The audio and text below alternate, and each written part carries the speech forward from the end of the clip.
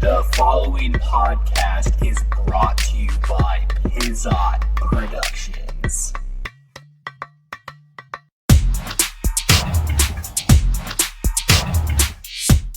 What's up, ladies and gentlemen? Welcome to an all-new episode of the Totally Necessary Wrestling Podcast. Feels like I just talked to you guys this morning, man, and we're back with an all-new episode for our Extreme Rules post-show. Guys, are you guys excited? Brock Lesnar's the new Universal Champion. I didn't really think so. I was actually actively pretty pissed off. Come the cashing in of Money in the Bank there at the end of the show, I was like, I was like, okay, cool. Seth Rollins is gonna win. Becky Lynch, they're gonna win. We're gonna see where we're going for SummerSlam. I was hoping for a fresh program, and then Brock Lesnar's music hits, and it's like, are you fucking kidding me? Really? We're going back to Brock Lesnar? It was highly disappointing to go off the air knowing that Brock Lesnar is again the Universal fucking champion of Monday Night Raw, man. It's just I guess I'll wait and see for tomorrow on Monday Night Raw, for tonight on Monday Night Raw, depending on when you're listening to this. And I guess we'll just have to sit and see where they're gonna go. I mean, is this what we're going to ultimately see? Is Seth Rollins now chase again for the Universal Championship going into SummerSlam here in the next month? And then what? He's going to win it back? Like, what the fuck is the point of that? What the fuck is the point of that, man?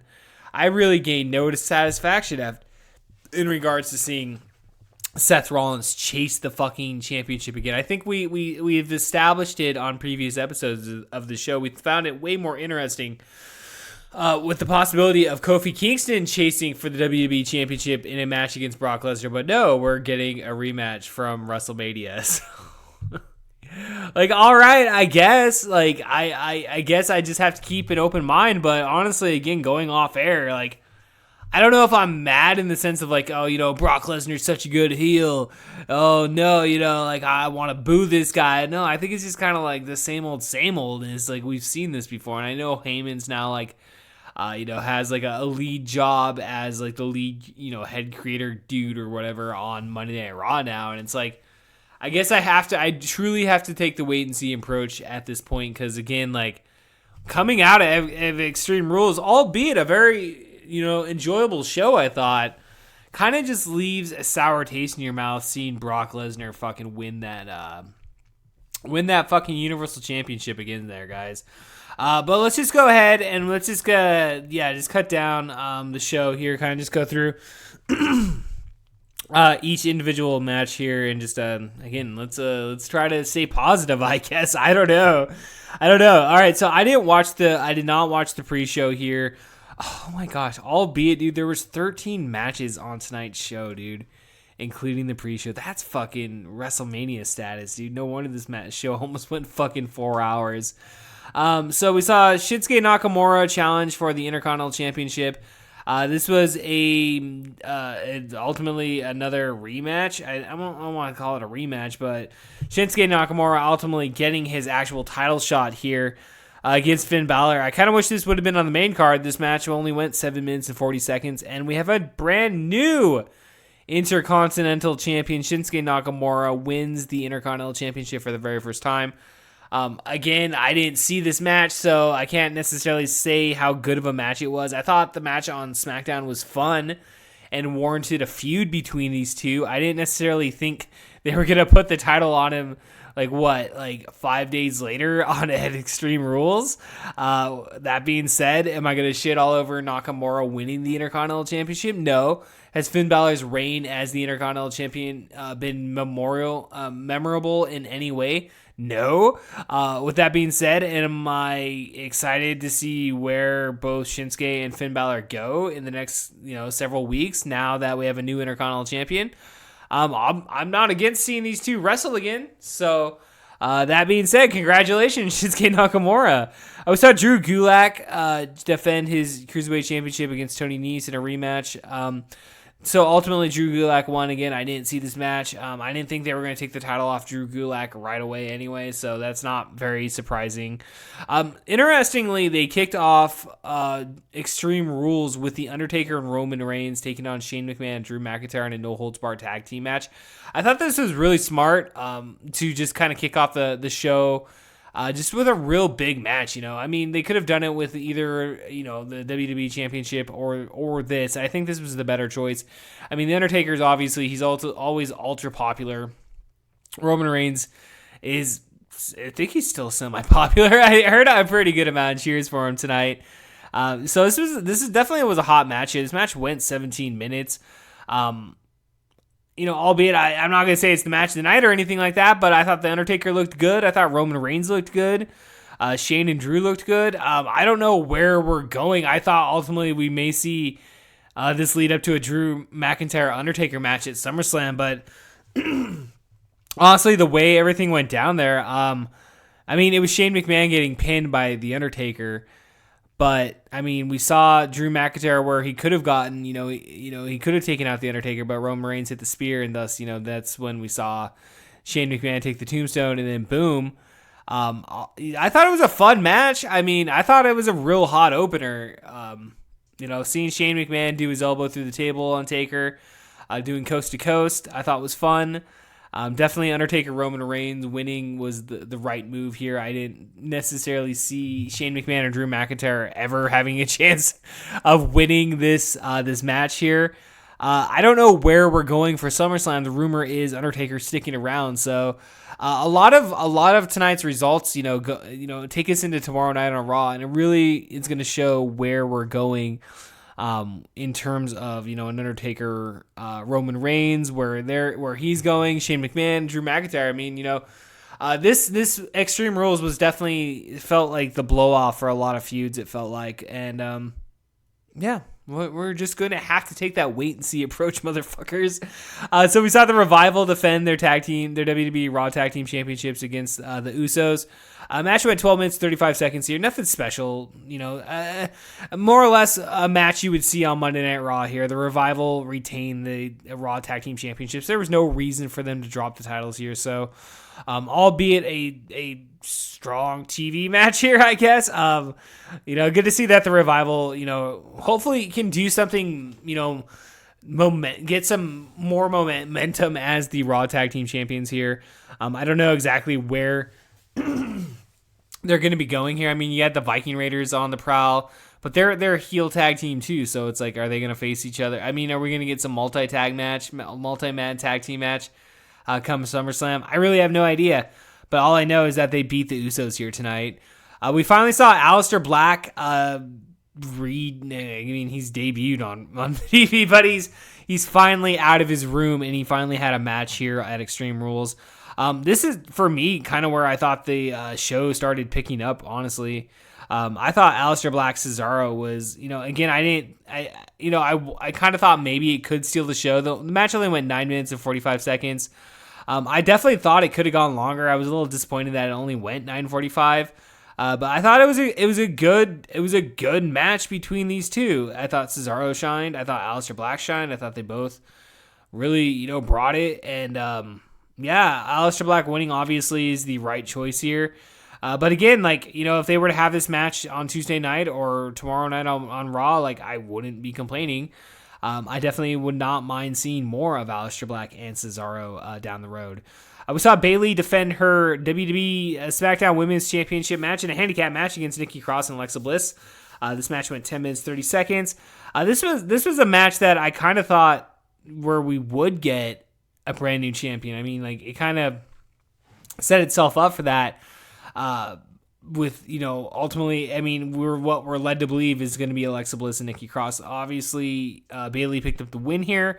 We didn't necessarily see any more, dissolving of the relationship between Nikki Cross and Alexa Bliss. It kind of seemed like that's going to happen come the next couple weeks. We have 4 weeks until SummerSlam, so it's not like they want to blow their load right then and there here at Extreme Rules. No point of doing that. That being said, glad to see Bayley walking out of Extreme Rules as still the WWE SmackDown Women's Champion. We saw Braun Strowman take on Bobby Lashley in a last man standing match. Holy shit, guys, was this like the match of the night? Honestly, like I wouldn't go as far as to say, damn, like, you know what? I think it was the match of the night. Honestly, now that I look at the rest of the card here, I mean, outside of maybe the AJ Styles Ricochet and, you know, Aleister Black Cesaro, and Taker, Roman Reigns, and Shane McMahon, Drew McIntyre. This was a real fucking hot match there, dude, and the crowd was really hot for this. Would I say they topped it? The stunt that they done here several weeks ago, going straight through the Tron. I don't know if they necessarily topped it, but I want to say they at least matched it, because the whole idea is that Braun Strowman was going to power slam Bobby Lashley. What initially looked like they were going to go through concrete onto the concrete floor, but obviously they had a some sort of dummy box there, and that caught them, both Bobby Lashley and Braun Strowman. So obviously no one was seriously hurt. At first I thought they were going to go through this onto the cement. I was like, no fucking way. And then they just dropped off, and I was like, whoa, did they really? Like, I figured it's gimmicked somehow. And then lo and behold, right as the ref is about to count to 10, excuse me, Braun Strowman bursts out of the box and is declared the winner of the last man standing match. So I don't see them continuing this feud. I really don't, but watch, we're going to have another match tomorrow. Hopefully not. Hopefully this is the end of the feud here, and Braun Strowman will go on to bigger and better things, along with Bobby Lashley, man. Bobby Lashley in those last couple of weeks has definitely stood out, and actually this would probably be, in my opinion, the best thing that he's done since coming back to WWE, a little bit over a year ago at this point. Yeah, again, like, who would have thought that, Braun Strowman and Bobby Lashley would be in contention for match of the night? So we saw Daniel Bryan and Rowan defend their WWE SmackDown Tag Team Championships in a triple threat tag title match against the New Day and Heavy Machinery. I thought all the teams worked really well. This match went 14 minutes, so they definitely had the time. I really thought at one point that Heavy Machinery was gonna win the titles here. I really thought, I was like, man, if the time's right to just pull the fucking trigger, fuck it, like, give them the tag titles, dude. Give them something, dude. Because it feels like they've done, their best in terms of getting over. Like, it really feels like, they've grabbed that mysterious brass ball or whatever. I don't know. I mean, maybe I'm, in the minority in thinking that, but I really think that, Heavy Machinery has taken advantage the last couple of months of, being in this feud with Daniel Bryan and Rowan, and inserting the New Day into the program here. But ultimately, it was not the day of Heavy Machinery, as the New Day are now 7-time tag team champions within WWE, ultimately defeating Daniel Bryan and Rowan and Heavy Machinery to win the SmackDown Tag Team Championships here, guys. So by the end of the night here, it would be teased that, if as long as Kofi retained, then all of the members of New Day would have gold and silver. So, which I don't know. I guess it's silver. There's silver championships. It's not gold, but nonetheless, you get the point. So congratulations to the New Day. I guess I really don't have anything against them winning the tag titles here. Again, it kind of, by the end of the night would solidify and make sense on why they would put the titles on them at this point. So we saw Ricochet defend his WWE United States Championship against AJ Styles. This match went 16 minutes and 30 seconds. Great match, dude. Definitely on par with any of the other matches that they've had on Raw. Definitely nice to know that we didn't have to deal with stupid-ass commercial breaks during this episode. That being said, though, I really thought it was a fun match. I'm sorry.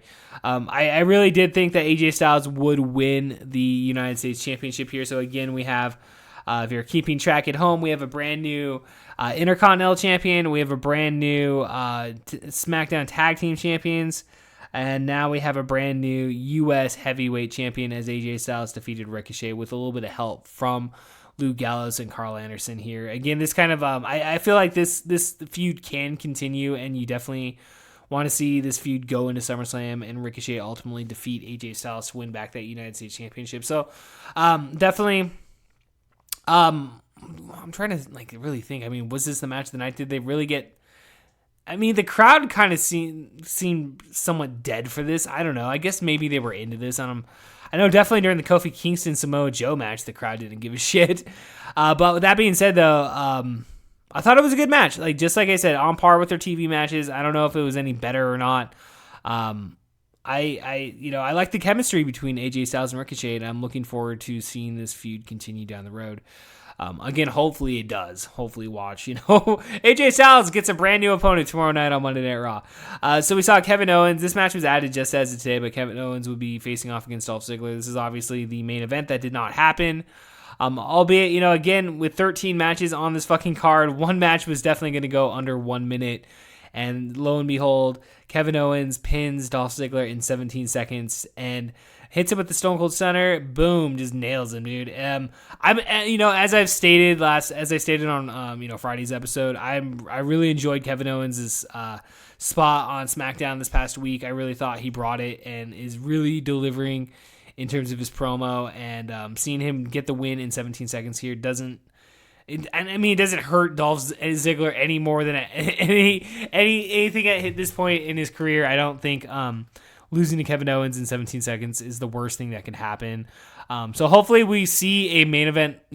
We see Kevin Owens with a world title run at some point within this year. Ultimately, that would be my goal in what I would want to see in regards to, seeing Kevin Owens, motherfucker. We'll see if Sami Zayn gets reintroduced. I don't know where Sami Zayn's been. I haven't heard anything about Sami Zayn. I'm just a fan of Kevin Owens, dude, and I'm really happy to see him get this push. So we saw Kofi Kingston defend his WWE Championship against Samoa Joe. This match only got 9 minutes and 45 seconds here. I kind of was hoping that it would go a little bit longer, right as I thought like the match was starting to get good. I like Samoa Joe just dominating Kofi the whole entire time and just talking shit throughout the whole time. And I'm starting to think, because at this point Paul Heyman has come down and basically said that, Brock Lesnar will be here or won't he be here? Kind of did some more of that shtick with him being in Philadelphia and whatnot. Really good promo. I really enjoyed it with him being in Philly and stuff. I thought that was really fun. But so this was kind of the test here. Was Brock Lesnar going to show up or not? Again, I think, kind of like how the AJ Styles Shinsuke Nakamura match, right as everything was starting to pick up, boom, they end the fucking match.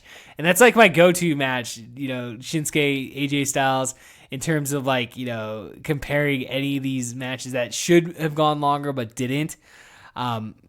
Albeit, I thought this match, this feud could continue into SummerSlam, but the way this ended, like it ended on just such a flat fucking note of Samoa Joe just jobbing out to Kofi. Just, all of a sudden, boom, trouble in paradise, and then boom, Kofi gets the pin over Samoa Joe here. So, like I said, I was hoping that this would go longer, and I was really hoping that Samoa Joe quite possibly could have, picked up the win. If not here, then at SummerSlam.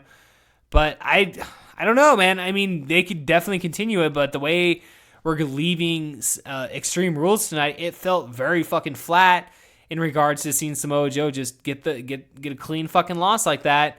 Just like that, it's like, okay, well, I guess that's it. Fuck it. Well, I don't know what Samoa Joe's going to do for SummerSlam, but I guess that's fucking it for now. So with that being said, fuck it. Whatever, WWE. Seth Rollins in the main event teamed up with Becky Lynch to defend their WWE Raw and Universal and Raw Women's Championship against Baron Corbin and Lacey Evans. I actually thought this match was really fucking good. Like, you didn't really expect much, especially coming out of Stomping Grounds. And for the most part, this match really wasn't the greatest match or anything, but I thought, the Extreme Rules played into it pretty well. I liked the chair shots. I liked the intensity with the kendo stick, especially at the end. Or actually at the beginning when they just took him the fuck out, dude. The spot with the leg drop through the table and the frog splash through the table I thought was fun. I thought all the spots were really fun, and like, dude, fucking Jameson really popped hard for this one, man. He really got into it, and so for him, I really think this was the match of the night in many ways. But ultimately, towards the end here, I was like, all right, so Rollins and Becky Lynch are gonna retain here, and then again we're going to move in to Monday Night Raw tomorrow or tonight, and we're going to see where ultimately both of these guys are going for their programs. for SummerSlam here in 4 weeks.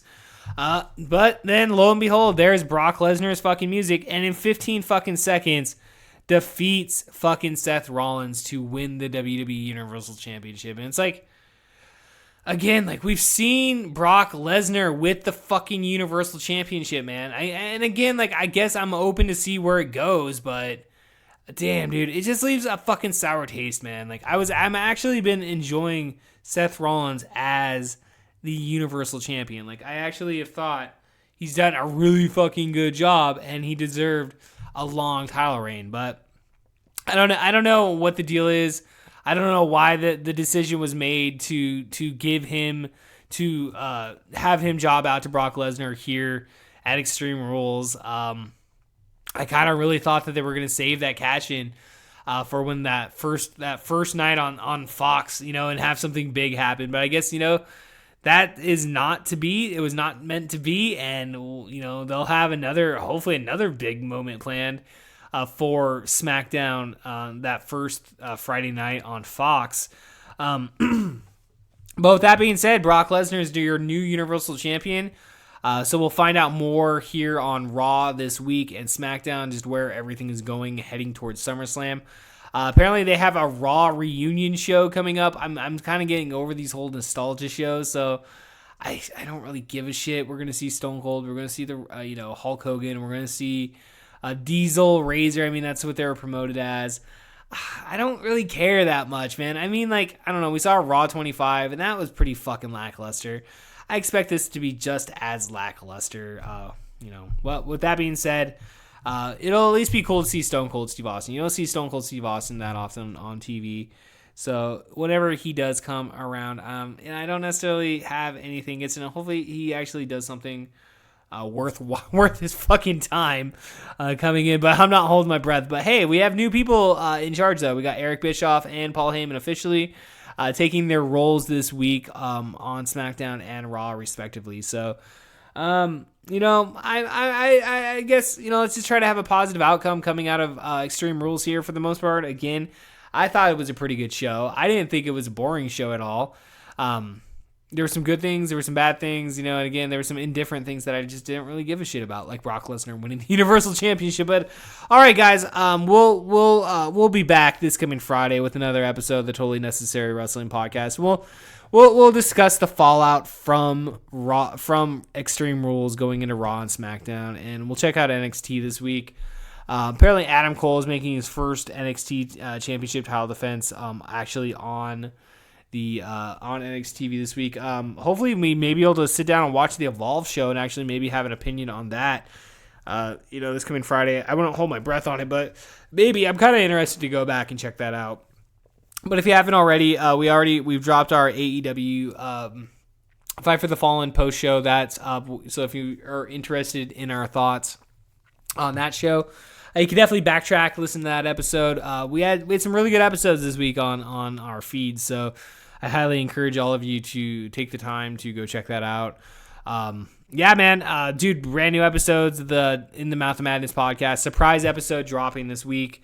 Then we have Rick Brunstetter making his debut on the podcast that no one listens to. That'll be out this coming Thursday. So. And then again, we'll be back with the Totally Necessary Wrestling Podcast this coming Friday. But, dude, until then, guys, I'm a worn out, really tired Kevin Porter. I need to get some sleep. And I fucking hate garlic. All right, guys, I'll peace out later.